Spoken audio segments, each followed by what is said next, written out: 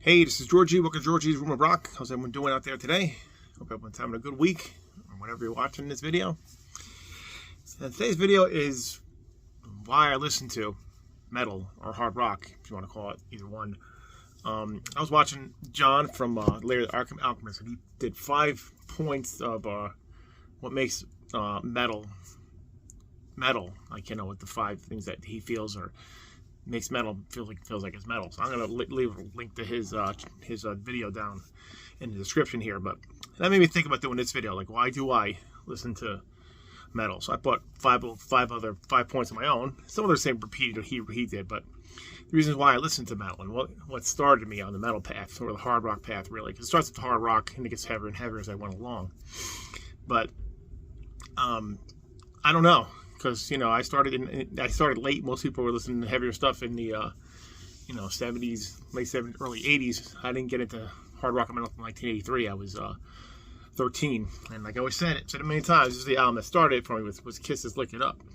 And people, it's not a metal album, but for the time it was pretty heavy for Kiss. This was heavy Kiss, and the first song "Lick It Up" I heard, that hooked me on the band and that kind of music. So it's something about it that as you listen to all these bands as I went along, all these that got heavier and heavier, and all this stuff is the power, the power, the feeling you have when you listen to it. Because metal can be really heavy and hard, and just kiss you in the face and make you want to bang your head or whatever, that kind of stuff that makes that you really love. It can also be very soft. You get some soft, some of the bands do like soft ballads and stuff like that. So it can be anything. It can make you angry. It can make you feel good. It can be, and it's therapeutic, I think, in a way, because no matter what you're going through in your life, it's music is there for you, and it's the kind of music that I always that draws me to it, because there's so many different. That's just so many different types of bands that I need something really heavy. If I'm in the mood for some heavy stuff, throw on some really heavy death metal or something, or thrash metal. If I'm not feeling that, I want to feel something lighter. I'll put on something that's a little bit lighter than, like, maybe some glam metal or something, some some more sappy stuff, I guess.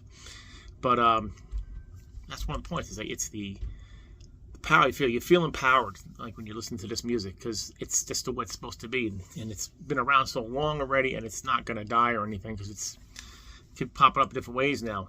So it's just the way it makes you feel when you listen to it.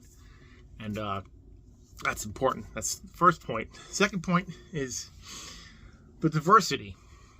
There's so many subgenres of hard rock and metal. I mean, you go through the list here. I brought this couple examples here. You got your new wave British heavy metal stage. You got your regular metal bands. You got your glam metal bands. People go, glam metal still is glam, and hair metal is still metal. It's just a different type of metal. And you got your thrash bands. You got your epic over-the-top power metal bands. Your over-the-top guitar virtuosos, Ringve and stuff like that. And ones that are just categorized as, you're not sure with hard rock metal, they're kind of both. Right, it's definitely that. Power metal. Iced Earth, perfect example there. You got your doom metal bands. You have your death metal bands. And you have your black metal bands.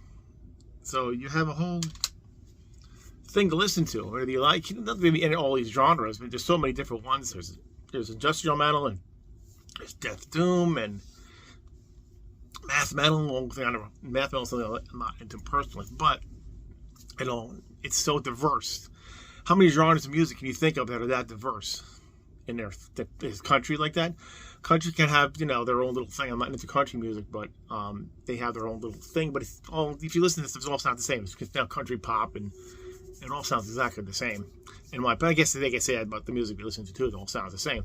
But not much diversity. They're not doing anything different, like John said in his video. They're not breaking new ground in country music. It's the same stuff. Falling in love with your breaking up with your girlfriend and riding your pickup truck, drinking a beer. That's what they talk about. It's kind of the same old crap. But that's what they like, and I'm not putting it down. If you listen to that, I'm not putting it down. But that's what it's like. Same thing with it. It's the same stuff. It's just death and destruction, or just sex, love, and rock and roll, and all drugs, all that crap. That's what they're talking about. But it's still, there's more diversity in it, and the musicianship is there. So they're more, and these bands are talented. Whether you listen to the hair metal bands, you think, oh, they're crap. They're good players. The death metal bands, black metal, the atmospheric black metal bands, they're really good at what they do. Death metal bands and thrash bands are really good at playing their instruments. Power metal bands, they can write a good tune, they can write a heavy tune, they can write a light tune, and they can put over the top, and they're really good musicians. I don't think musicians get the enough respect from the mainstream, because nobody cares about this kind of music. It's just whatever, but it's not. It's something that's real to us. We feel it when we listen to it, and there's so many different things you can listen to. You can listen to Aerosmith. You can listen to Immortal. You can listen to any band like that. Things like that. Nevermore and Saxon or any of those kind of bands. So many different things you can listen to. White Zombie. I mean, there's so many things there's so much diversity in what you feel like you're listening to. So it's diverse, but it's all in the category of metal. Even though to me it's all hard rock and roll, but it's under the category of metal, and it's just the diversity of it that I feel. Third point is probably still, but the artwork. See behind me, I put up all these bands, and I try to switch around the covers here, but how many people that you listen to have all these albums covered around their room when you watch their videos? There's a lot of banners and posters and all stuff like that of these metal bands. You have I have more examples here. That's a great album cover. Yeah, like great paintings of certain bands do that. Like this too, the Graves and stuff like that. Classic stuff like this and this. So it's just, you see it. I mean, you might see it. Other genres can do that. Like a lot of bands like Yes, they get great album covers too. But metal is certainly different. You can see they put a lot of thought most of the time into their artwork because that's what grabs you in. And when you were younger, that's what you grabbed, and you gravitated to the album cover when you flip through it. See, that looks so interesting. Let me get that. Can't really do that much today anymore. You can do. I do that sometimes. I go to a CD store or something. I'll look for something, and I'll see it looks interesting, and I'll pick it up. I did that before too. Excuse me, but that's one thing you don't see that much. Do you see many people with a picture of George Strait in the back of their wall, like in a frame or something, unless it's signed? I mean, you don't see stuff like that. No offense to George Strait, but talking about metal's got a different kind of feel to that kind of thing, And I think the pop music and all that, they don't really care about their cover. They care about how much they're selling and how many clicks they get it for their streaming stuff, though. But that's a good point. I think that's one of the things that makes drugs and metal is like that kind of feel, This fourth one, I'm going to write down here. The live feel. You go to live concerts for these bands and you feel the energy when you're there.